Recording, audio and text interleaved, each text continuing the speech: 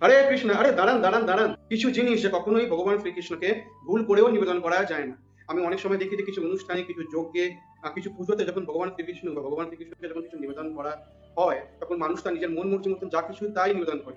আর ভগবান কি সেগুলো আদৌ গ্রহণ করেন? ভগবদ গীতায় ৯ নম্বর অধ্যায়ে ২৬ নম্বর শ্লোকে ভগবান শ্রীকৃষ্ণ বলছেন, পত্রম পুষ্পম ফলম তোয়ম ইয়ো মে ভক্তা প্রয়চ্ছতি তৎ অহম ভক্তি উপাহৃতম অশ্নামি প্রায় তৎমনঃ।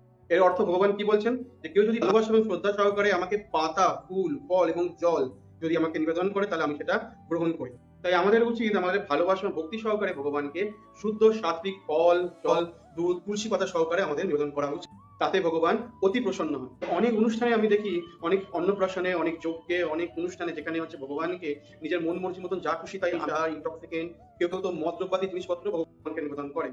তাই সেগুলো কি আদৌ হচ্ছে গ্রহণযোগ্য? সেগুলো কি আদৌ ভগবান গ্রহণ করেন, নাকি আমরা নিজেরাই কার্মিক রিয়াকশনস এর মধ্যে বেঁধে যাচ্ছি? তাই এটা আমাদের ভাবা উচিত। হরে কৃষ্ণ।